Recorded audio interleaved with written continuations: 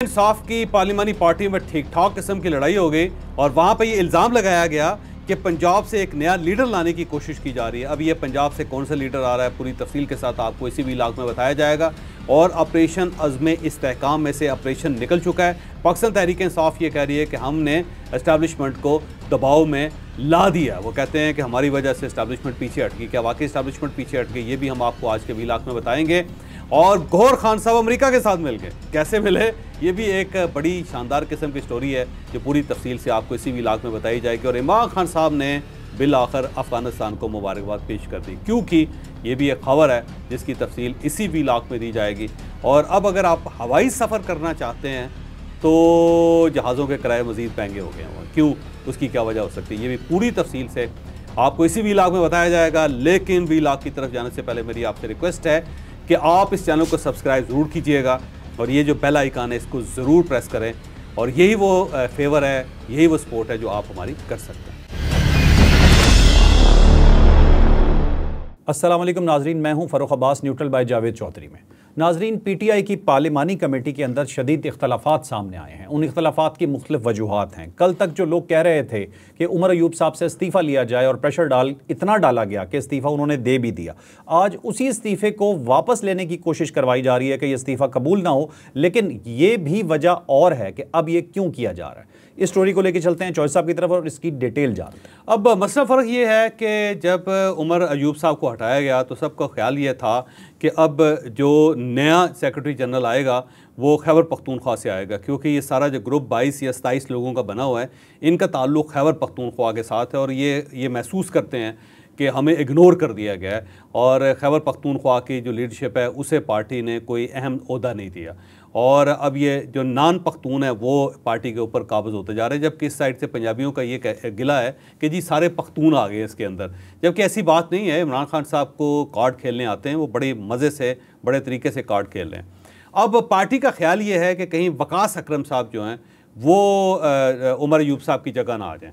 और वकास अकरम साहब जो हैं ज़रा पुराने सियासतदान हैं, ख़ानदानी सियासतदान हैं, दूसरी तीसरी नस्ल से वो सियासत कर रहे हैं, 2-3 पार्टीज़ भी वो भुगता चुके हैं, तो उनसे पार्टी के लोग खाइफ हैं। और सबका ख्याल ये है कि ये तो बाहर से आए हैं जी, दूसरी तरफ से आए हैं, आके देखें ये किस लेवल पे पहुंच गए हैं। और अब इमरान खान साहब जो हैं इन्हें सेक्रेटरी जनरल भी बनाना चाहते हैं पार्टी का, और अगर ये सेक्रेटरी जनरल बन गए तो ये सारी पावर जो है वो पंजाब के अंदर शिफ्ट हो जाएगी। जबकि इमरान खान साहब ये चाहते हैं कि पंजाब का जो एलिमेंट है वो पार्टी के अंदर रहे, क्योंकि पार्टी का जो सबसे मजबूत जो पिलर था वो पंजाब से था और ख़ुद इमरान खान साहब भी पंजाब के हैं। दूसरा ये है कि ये पंजाबी पार्टी है, इसमें कोई शक नहीं। और इन्होंने पाकिस्तान मुस्लिम लीग नून को ठीक ठाक डंड डाला जो दूसरी पंजाबी पार्टी थी। तो अब सबका ख्याल ये है कि कहीं ऐसा ना हो कि वकास अकरम साहब के पास गेम चले जाए। और वकास अकरम साहब के मामले में कुछ लोगों की रेजर्वेशंस है। एक रेजर्वेशन तो उनकी ये है कि इनका कोई एक जंग के अंदर कोई झगड़ा भी है और वहाँ पे जो फ़िरका वाराना फसादात होते हैं या फ़िरका वाराना कशीदगी है उसके अंदर भी ये इन्वॉल्व हैं। तो कहीं ऐसा ना हो कि हमारी पार्टी को नुकसान पहुँच जाए। और दूसरी वजह यह है कि इनका माजी जो है वो ज़ाहिर पाकिस्तान तहरीक इंसाफ के अंदर नहीं है, बल्कि ये मुख्तलिफ पार्टी से होते हुए काफ लीग से होके नून लीग में आके फिर उसके बाद ये पाकिस्तान पीपल्स पार्टी के साथ गवर्नमेंट का हिस्सा भी रहे और फिर अब ये पाकिस्तान तहरीक इंसाफ में आए हैं। तो ये पाकिस्तान तहरीक इंसाफ का फूल नहीं है, ये किसी और ने फूल खिलाया जो मुख्तलिफ जगहों से होता हुआ इस पार्टी में आ गया। और अगर पार्टी का अहम ओहदा उसके पास चला जाता है तो ये फिर पूरी पार्टी को गायब कर सकता है। और तीसरा उनके ऊपर इल्ज़ाम ये भी है कि वो प्रो इस्टेब्लिशमेंट हैं, उनका इस्टेब्लिशमेंट के साथ ताल्लुक़ भी है और पार्टी को उस तरह डिफेंड नहीं करते जिस तरह दूसरे लोग करते हैं। तो वकास अकरम साहब को नहीं देखना चाहते। तो लोगों का पार्टी के अंदर ये खदशा पैदा हो गया कि कहीं ऐसा ना हो कि वकास अकरम साहब आ जाएं, और अगर वकास अकरम साहब आ गए तो फिर बहुत सारे लोगों के अरमान के ऊपर ओस पड़ जाएगी। तो इसलिए अब वो चाहते हैं कि अगर वकास अकरम साहब को रोका जा सकता है और वो किसी तरीके से भी रोका जा सकता है, तो एक तरीका तो ये है कि उमर अयूब साहब को दोबारा कहा जाए कि जनाब अपना इस्तीफ़ा वापस ले लें। ये इमरान खान साहब से रिक्वेस्ट की जाए, उनको सिफारिश की जाए कि उमर अयूब साहब हमारे लिए बड़े कीमती हैं, तो आप इनका इस्तीफ़ा रिजेक्ट कर दें। तो इस टाइप की मूव भी वहाँ पे चली जा रही है और पार्लिमानी कमेटी के अंदर हुआ है और उमर अयूब साहब से कहा गया है जी आप अपना इस्तीफ़ा वापस लें, आपके बगैर पार्टी नहीं चल सकती। तो वो एक नई वहाँ पे कंट्रोवर्सी डेवलप हो गई हुई है। लेकिन इसके साथ साथ फिर असद कैसर साहब को कहा गया है कि वो मामलात को ठंडा करने की कोशिश करें, क्योंकि वहाँ पे पंजाबी और पख्तून आपस में लड़ रहे हैं। ये बात दुरुस्त है और इसलिए बहुत सारे लोग नहीं चाहते कि फवाद चौधरी साहब आ जाएँ या असद उमर साहब वापस आ जाएं, या अली ज़ैदी साहब वापस आ जाएं, या इमरान इस्माइल साहब वापस आ जाएं, या वो तमाम लोग जिन्होंने प्रेस कॉन्फ्रेंस की थी वो वापस आ जाएं, क्योंकि वो बड़े तगड़े लोग हैं।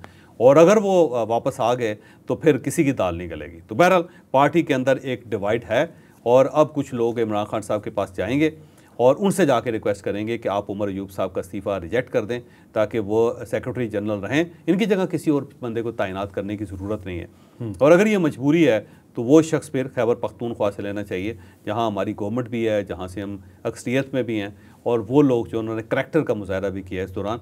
और पंजाब के लोग जो हैं वो घबराते रहे हैं, वो सामने फेस नहीं करते रहे, उन्होंने पार्टी का उतना ख्याल नहीं रखा जितना खैबर पख्तूनख्वा के लोगों ने रखा है। तो वो कोशिश की जा रही है कि इस सीट के ऊपर या अली मोहम्मद खान को बिठाया जाए, या फिर असद कैसर साहब को बिठाया जाए, या फिर और इस टाइप के शहरयार अफरीदी हैं, ये शानदाना गुलजार है, ये इस टाइप के लोग जो पुराने डाई हार्ट वर्कर्स हैं, उनमें से किसी शख्स को इस ओहदे पे बिठाया जाए। जो मेरा नहीं ख्याल कि इमरान खान साहब मानेंगे। इमरान खान साहब की पूरी कोशिश होगी कि पंजाब से किसी शख्स को लिया जाए। और वकास अकरम सरदस उनका नाम मार्केट के अंदर मौजूद है, लेकिन जिस तरह लोग भड़के हुए हैं, मुझे नहीं लगता कि इमरान खान साहब जो है वकास अकरम को सेक्रेटरी जनरल बना सकेंगे। वकास अकरम साहब एक ज़माने में शहबाज शरीफ साहब के भी काफ़ी क्लोज रहे हैं, तो नून ये लीग भी में एक बड़ी भी वजह हो सकती है। नून लीग के करीब भी रहे हैं वो। हाँ जी बिल्कुल। अच्छा, आपका हमारा दूसरा टॉपिक है हमारा अंदरूनी मुदाखलत के हवाले से। पाकिस्तान इस वक्त सख्त गुस्से में है, अमेरिका को कुछ जवाब दिए गए हैं और पीटीआई बिल्कुल उसके अगेंस्ट जा रही है। कल पीटीआई मुदाखलत मानती थी अमेरिका की, आज हुकूमत मानती है। ये तमाम चीज़ें हैं क्या, जानते हैं चौधरी साहब से। अब देखिए, वो जो करारदाद पास हुई है ऐवान नुमाइंदगान के अंदर, वो ज़ाहिर है 8 फरवरी के इलेक्शन से रिलेटेड थी और बड़ी सॉलिड किस्म की करारदाद है। गो उसके ऊपर अमल करना की हुकूमत पाबंद नहीं है, अमेरिका की हुकूमत पाबंद नहीं है, लेकिन नॉन बाइंडिंग है, लेकिन इसके बावजूद उसका एक वेट है। और उसमें 368 जो नुमाइंदगान हैं उन्होंने इस इलेक्शंस को गलत करार दिया, और उन्होंने कहा कि इसमें शख्सी आज़ादियों का ख्याल नहीं रखा गया, और जो इंसानी हकूक़ की पामाली हो रही है पाकिस्तान के अंदर या ज़राए इब्लाग को रोकने की कोशिश की जा रही है, वो ज़्यादती है। तो वो नॉन बाइंडिंग होने के बावजूद भी उसका एक वेट है, और पाकिस्तान को वो वेट फील हो रहा है। आज वैसे कल जो अमेरिकन सफ़ीर थे वो भी आए थे, और वो इसहाक डार साहब से उन्होंने मुलाकात भी की है, तो वहाँ पे भी उन्होंने करारदाद की बात की है। तो उसके मुकाबले में फिर हुकूमत अपनी एक करारदाद ले आई, और उन्होंने कहा जी अमेरिका कौन होता है कि पाकिस्तान के अंदर जो अंदरूनी मामलात है उसके अंदर मुदाखलत करे, और हम किसी दूसरे मुल्क को इजाज़त नहीं देते कि वो इस टाइप की हरकत करे, और पाकिस्तान एक आज़ाद और ख़ुद मुख्तार मुल्क है।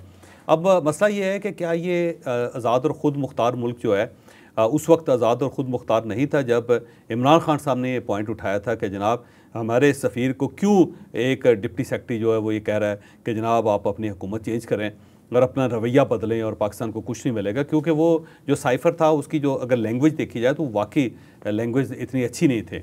तो जिस किस्म का मैसेज उन्होंने डोनाल्ड लू ने उस वक्त दिया था वो मुनासिब नहीं था, और 3 मरतबा फिर सिक्योरिटी कमेटी का इजलास हुआ और तीनों मरतबा डिमाश किया गया अमेरिका के इस मौक़िफ़ को। तो उस वक्त सूरत ये थी कि इमरान खान साहब उसे मुदाखलत करार दे रहे थे, और उस वक्त की जो गवर्नमेंट है या इस्टेब्लिशमेंट है वो इसे मुदाखलत करार नहीं दे रही थी। वो ये कह रही थी कि एक सख्त ज़ुबान है और इसे डिमाश कर देना काफ़ी है, लेकिन इमरान खान कह रहे थे कि मुदाखलत है, साजिश है, और बाकायदा पाकिस्तान के अंदर गवर्नमेंट को तब्दील करने का हुक्म दिया गया, और इसके अंदर बहुत सारे लोग बतौर साजिशी शामिल है। तो उस वक्त आपको याद होगा कि यही इसहाक डार थे, यही मियाँ शहबाज शरीफ साहब थे, यही पाकिस्तान मुस्लिम लीग नून थी, बल्कि पूरी PDM थी, वो ये कह रही थी कि इमरान खान की वजह से हमारे अमेरिका के साथ ताल्लुकात ख़राब हो गए, तो वो दूसरी साइड पे खड़े थे। आज पाकिस्तान तहरीक इंसाफ जो है वो कह रही है कि जी इनकी वजह से पाकिस्तान का इमेज ख़राब हो रहा है, और इन्होंने क्योंकि जाली एक गवर्नमेंट बनाई है, और 8 फरवरी के जो इलेक्शंस हुए हैं वो ठीक नहीं हुए, और उसके अंदर फॉर्म 45 के लोगों को निकाल दिया गया, फॉर्म 47 की बुनियाद पे गवर्नमेंट बना दी गई, और ये गलत है। और ये करारदाद वो कह रहे हैं कि अमेरिका सही सोच रहा है और इसके ऊपर अमल दरामद होना चाहिए, और ये जो गवर्नमेंट है वो ये कह रही है कि अमेरिका मुदाखलत कर रहा है। तो बेसिकली अगर मुदाखलत है तो दोनों लेवल पे हुई, पहले 2022 के अंदर हुई, और दूसरा अब मुदाखलत हुई, और अगर ये मुदाखलत नहीं है तो फिर दोनों वक्त मुदाखलत नहीं हुई। लेकिन क्योंकि हर पार्टी का अपना मौक़िफ़ होता है, अपना इंटरेस्ट होता है, जब उन्हें देखता है, जब उन्हें लगता है कि इस मट्टी को सोना कहने से हमें फ़ायदा हो सकता है तो वो सोना कह देते हैं, और जब उन्हें ये महसूस होता है कि नहीं इसका नुकसान है तो फिर सोने को मट्टी करार दे दिया जाता है। और अगर उन्हें महसूस हो कि पानी है और हमारे लिए ज़रूरी है तो उसे आब ज़मज़म कह देंगे, और जब अगर उन्हें महसूस हो कि नहीं इसकी कोई ज़रूरत नहीं, तो आब ज़मज़म के ऊपर भी शक का इजहार कर दिया जाएगा कि नहीं ये जाली हो सकता है। तो ये एक मौक़िफ़ है पाकिस्तान में तमाम सियासी जमातों का, और यही इनका वतीरा है जिसकी वजह से पाकिस्तान आज इस नहज पर पहुँच गया। मैं गौहर खान साहब को सुन रहा था। गौहर खान साहब आज तो अमेरिका का झंडा उठा के फिर रहे थे। वो बाकायदा उन्होंने कहा जी कि अमेरिकी करारदाद जो है ज़बरदस्त है और इसके ऊपर अमल दरामद होना चाहिए। भाई ये वही अमेरिका है जिसके ऊपर आप इल्ज़ाम लगा रहे थे कि उन्होंने साइफ़र के ज़रिए या डोनाल्ड लू के ज़रिए उन्होंने हमारी गवर्नमेंट चेंज की थी। तो उस वक्त अगर वो गवर्नमेंट चेंज हुई थी वो गलत है, तो आज जो करारदाद अमेरिका के अंदर पास हुई है वो ठीक कैसे हो सकती है? लेकिन वही अपना अपना मौक़िफ़ है। तो मुझे गौहर खान साहब ऐसा महसूस हो रहा है जैसे अमरीकी सफ़ीर बन गए। उन्होंने बाकायदा अमरीका की सफारत का इजहार किया। उन्होंने ऐसे लग रहा था कि अमेरिका का मुकदमा लड़ रहे हैं या अमेरिका ने उनको वकील कर लिया। और दूसरी साइड पे जो गवर्नमेंट है वो भी ऐसा लग रहा था जैसे अमेरिका के खिलाफ गंडासा लेके बाहर निकले हुए हैं कि जनाब सर उतार देंगे आप, कि आप होते कौन हैं पाकिस्तान के अंदरूनी मामलात में मुदाखलत करने वाले। तो वो जो इस वक्त गवर्नमेंट है वो उस जगह खड़ी है जहाँ पे कभी पाकिस्तान तहरीक इंसाफ खड़ी थी, और वो जो पाकिस्तान तहरीक इंसाफ है आज उस जगह खड़ी है जो कभी पाकिस्तान मुस्लिम लीग नून खड़ी थी। ये मुदाखलत अमेरिका से कभी हुई है आपके ख्याल में, ज़ाती ख्याल में? पहले ही मैं थ्रू आउट होती रही पूरी ज़िंदगी, ये तो इसमें शक ही नहीं है। बल्कि पिछले दिनों मुशाद अली सैयद साहब ने बड़ी मज़ेदार बात की थी। उन्होंने कहा जी कि अगर इमरान खान साहब को ना छोड़ा गया, हमने ना छोड़ा तो फिर अमेरिका छुड़वा लेगा। तो इवन मियाँ नवाज शरीफ साहब को जो पहले जनरल परवेज़ मुशर्रफ साहब के दौर में जो बाहर भेजा गया था वो अमेरिकी प्रेसिडेंट के कहने पर भेजा गया था ना जी। बिल क्लिंटन जो थे उन्होंने बाद में ऑक्सफोर्ड के अंदर खिताब करते हुए कहा कि मैंने मियाँ नवाज शरीफ के साथ वादा किया था कि मैं आपको छुड़वा के मुल्क से बाहर भेज के जाऊंगा। तो मेरा टन्योर ख़त्म हो रहा था तो मैंने बाकायदा सऊदी अरब फिर लेबनान की गवर्नमेंट को शामिल करके फिर जनरल परवेज़ मुशर्रफ से बात करके मैंने मियाँ नवाज शरीफ को फैमिली समेत सऊदी अरब भेजा, और उसके बाद मेरा टन्योर ख़त्म हुआ। तो उन्होंने बाकायदा इसका एतराफ़ किया था। तो अमेरिका तो इस लेवल तक हमारे सिस्टम के अंदर है। फिर मोहतरमा बेनज़ीर भुट्टो और उस जो जनरल परवेज़ मुशर्रफ थे उन दोनों के दरमियान जो मीटिंग थी वो अमेरिकन ने करवाई थी, और वो बाकायदा पेपर्स छप चुके हैं। बल्कि मैं वाजिद शमसुल हसन साहब की किताब पढ़ रहा था जिसमें पूरी डिटेल के साथ बताया कि किस तरह अमेरिका ने जब मोहतरमा बेनज़ीर भुट्टो और मुशर्रफ के दरमियान ताल्लुकात ठीक किए थे, और मोहतरमा बेनज़ीर भुट्टो की अबू धाबी में जनरल परवेज़ मुशर्रफ के साथ मीटिंग करवाई थी। फिर उसके बाद NRO हुआ, तो वो सारा अमेरिकन ने करवाया था, और अब ये बाकायदा छप चुका है। तो इस लेवल तक पाकिस्तान के अंदर मुदाखलत होती है। ये जो साइफर है ये तो चीज़ ही कोई नहीं है, या ये जो करारदाद है इसकी तो कोई हैसियत ही नहीं है। यहाँ से तो पूरा प्राइम मिनिस्टर जेलों से निकाल के ले जाते रहे हैं। ठीक है, बस बात मर्जी की है। अच्छा चलें, अब चलते हैं अपने नेक्स्ट टॉपिक की तरफ। PTI इस वक्त खुशी के शादियाने बजा रही है। उन्हें लग रहा है कि उन्होंने एस्टैब्लिशमेंट को बैकफुट पे कर दिया, उन्हें दबा लिया, और ऑपरेशन के हवाले से एक बहुत बड़ी और अहम खबर आई है। खबर क्या है और उस पर तज्ज़िया क्या जानते हैं। अब देखिए, जब ऑपरेशन लॉन्च किया गया था ना, जब नोटिफिकेशन हुआ था, तो वो प्राइम मिनिस्टर साहब की तरफ से नोटिफिकेशन उसमें लिखा हुआ था ऑपरेशन अज़्म इस्तेहकाम, और बाकायदा प्रेस रिलीज़ भी जारी की गई थी। लेकिन उसके बाद गंडापुर साहब और असद कैसर साहब और फिर मौलाना फजलुर रहमान साहब, फिर ANP, बहुत सारा जो सियासी वर्कर्स की तरफ से एहतजाज किया गया था, और गवर्नमेंट को यूँ महसूस हुआ कि ये कंट्रोवर्शियल हो जाएगा। तो फिर गवर्नमेंट ने रीथिंक किया। रीथिंक करने के बाद उन्होंने कहा जी कि इसको हिकमत अमली में कन्वर्ट कर दें, और उसके अंदर एस्टैब्लिशमेंट भी इन्वॉल्व थी। लेकिन बहरहाल उसके बाद फिर इसे हिकमत अमली डिक्लेयर कर दिया गया, और ये कहा गया कि जो इमरान खान साहब ने 2021 में जो फ़ैसला किया था ऑपरेशन करने का, या 14 नकाती एक एजेंडा बनाया था, हम उसकी एक्सटेंशन चाहते हैं। हम ये चाहते हैं कि वो पूरे का पूरा उसके ऊपर अमल दरामद हो। तो इसके अंदर हमारे और कोई ख्वाहिश नहीं है, हम कोई ऑपरेशन नहीं करना चाहते, लोगों को डिस्प्लेस नहीं करना चाहते, लोगों के ऊपर अटैक नहीं करना चाहते, इसके अंदर कोई गिरफ्तारी नहीं होगी, और अगर किसी जगह होगी तो सर्जिकल ऑपरेशन होगा या फिर बाकायदा इंटेलिजेंस बेस्ड ऑपरेशन होगा। तो वो अब इस्टेब्लिशमेंट थोड़ी सी पीछे हट गई, बल्कि गवर्नमेंट भी पीछे हट गई, और उसका नतीजा ये निकला कि अब देख ले पाकिस्तान तहरीक इंसाफ की तरफ से भी शोर नहीं हो रहा, मौलाना फजलुर रहमान साहब भी खामोश होकर बैठ गए हुए हैं, और ANP की तरफ से भी अब कोई आपको हिलजुल होती हुई नज़र नहीं आ रही। तो उसका ये फ़ायदा हुआ कि गवर्नमेंट जो है बैकफुट पे गई, और गवर्नमेंट के बैकफुट जाने की वजह से ये सारे भी बैकफुट पे चले गए। तो अब उसको एक नई बॉटल में डाल के ये शहद जो है वो कौम को पिलाई जाएगी, और मेरा ख्याल है कौम इसको एक्सेप्ट कर लेगी। तो ऑपरेशन का लफ्ज़ उतारने के बाद ये सारी चीज़ हलाल हो चुकी है। तो हम इसे कह सकते हैं कि ये एस्टैब्लिशमेंट के खिलाफ PTI की कामयाबी है। PTI कह रही है, PTI क्लेम कर रही है कि देखा हमने जब आंखें दिखाई तो उसके बाद पीछे हट गए वो। ठीक। हमारी अगली स्टोरी जी, इमरान खान साहब ने अपने ट्वीट में मुबारकबाद दी है अफगानिस्तान टीम को उनके अच्छा क्रिकेट खेलने पे, ऑल्दो के हमारे के ताल्लुकात बहुत अच्छे नहीं हैं अफगानिस्तान के साथ, लेकिन इस ट्वीट को जावेद चौधरी साहब किस नज़र से देखते हैं और उस पर क्या तजज़िया देते हैं? देखिए, मेरा ख्याल है ये मुबारकबाद बनती थी क्योंकि अफगानिस्तान की क्रिकेट टीम ने वाकई बहुत अच्छा खेला है। अब देखें, सेमीफाइनल तक पहुँच जाना और फिर सेमीफाइनल में हारना भी साउथ अफ्रीका के साथ, और अब साउथ अफ्रीका और इंडिया के दरमियान मैच हो रहा है फाइनल जो है, तो इस लेवल तक पहुंच जाना अफ़गानिस्तान का वाकई एक मोइज़ा है और उनकी जो एफ़र्ट है उसे सलाम पेश करना चाहिए। मेरा ख्याल ये है कि मोहसिन नकवी साहब को भी अफ़गानिस्तान को मुबारकबाद पेश करनी चाहिए, बल्कि प्राइम मिनिस्टर मियां शहबाज शरीफ साहब को भी अफ़गानिस्तान को मुबारकबाद देनी चाहिए, क्योंकि अफ़गानिस्तान एक ऐसा मुल्क है जहाँ पर इस वक्त तालिबान की गवर्नमेंट है और ये सारी क्रिकेट टीम जो है ये पाकिस्तान के अंदर ट्रेंड हुई है। इन्होंने यहाँ पे मैच खेलने आती थी और को फ्रेंडशिप मैच भी होते थे, और दूसरा ये है कि कहा जाता है कि हमारे क्रिकेटर्स ने उनको डेवलप किया। तो मैं बड़ा हैरान हूँ कि जो हमारे क्रिकेटर जिन्होंने उनको डेवलप किया वो अपने आप को डेवलप नहीं कर सके, और यहाँ पे अफ़गानिस्तान खेल के वो बहुत आगे निकल गया और हम जो है ना कहाँ निकल के कुछ समझ नहीं आई कि किधर चले गए हम। तो अफ़गानिस्तान ने वाकई कमाल किया है, उससे ऑस्ट्रेलिया जैसी टीम को भी हरा के वो सेमीफाइनल तक पहुंची। तो मेरा ख्याल है इमरान खान साहब की मुबारकबाद ठीक है, और यही मुबारकबाद मियां शहबाज शरीफ साहब को देनी चाहिए और उसके साथ साथ मोहसिन नकवी साहब को देनी चाहिए, क्योंकि अगर कोई किसी शख्स को आप दुश्मन समझते हैं, किसी कौम को अपना दुश्मन समझते हैं, या आपकी फ़िलासफ़ी उसकी फ़िलासफ़ी से नहीं मिलती, तो इसका मतलब हरगिज़ ये नहीं है कि आप उसकी जो अचीवमेंट है, जो उसकी खूबियाँ हैं, उसका एतराफ़ ना करें। तो हमें खुले दिल के साथ अफ़गानिस्तान की टीम को मुबारकबाद पेश करनी चाहिए, उनकी खूबियों का एतराफ़ करना चाहिए, क्योंकि ये वो क्रिकेट टीम है जो तालिबान के होते हुए भी सेमीफाइनल तक पहुँच गई, क्योंकि तालिबान जो हैं वो मेरा ख्याल है क्रिकेट को इतना पसंद नहीं करते। लेकिन उनके जो क्रिकेटर्स हैं वो भी इंडिया के ज़्यादा शुक्रगुजार नज़र आते हैं बनिस्बत पाकिस्तान के, हालांकि वो डोमेस्टिक भी यहाँ पे खेल के गए हैं, लेकिन बहरहाल एक अच्छी कारकर्दगी है, मुबारकबाद बनती है। और मेरा ख्याल है जो इंडिया के अंदर मैच खेलने जाते थे ना वो बहुत ज़्यादा, तो उसकी वजह से उनको मेरा ख्याल है वो इंडिया को ज़्यादा मुबारकबाद देने, क्योंकि इंडिया ने उनको मौके बड़े दिए। ठीक ठीक। अब हमारा अगला टॉपिक और लास्ट टॉपिक वो जी है, महंगाई मज़ीद बढ़ गई जी। अब आप कोशिश करेंगे जिसने मुल्क से बाहर जाना है वो भी गाड़ी पे जाए, पैदल चला जाए, मज़ीद टैक्सेस लगे, मज़ीद महंगाई हो गई। कितनी महंगाई हुई है, किन किन सफ़रों पर हुई है, ये आपको बताते हैं। अब ये जो हवाई सफ़र था ना पहले भी बहुत महंगा था पाकिस्तान के अंदर, इतने ज़्यादा टैक्सेस थे पहले भी कि उसकी वजह से एयरलाइंस ने यहाँ से ऑपरेशन बंद कर दिए, बल्कि उन्होंने अपने ऑफिस बंद कर दिए और उन्होंने कहा कि जिससे टिकट लेना है वो बाहर से बुक करवाए, क्योंकि बाहर से अगर बुक करवाएगा तो फिर वो सस्ता पड़ता है टिकट। आप वही टिकट इस्लामाबाद से लें यानी पाकिस्तान के अंदर से लें तो आपको वो टिकट 3 गुना ज़्यादा महंगा पड़ता है और बाहर से, और उसकी बुनियादी वजह यह है कि यहाँ पे टैक्सेस बहुत ज़्यादा हैं। अब उन टैक्सेस के साथ होने की वजह से एक तो फ़ज़ाई सफ़र कम हो गया, लोगों ने सफ़र करना ही बंद कर दिया, कोई अफोर्ड ही नहीं कर सकते।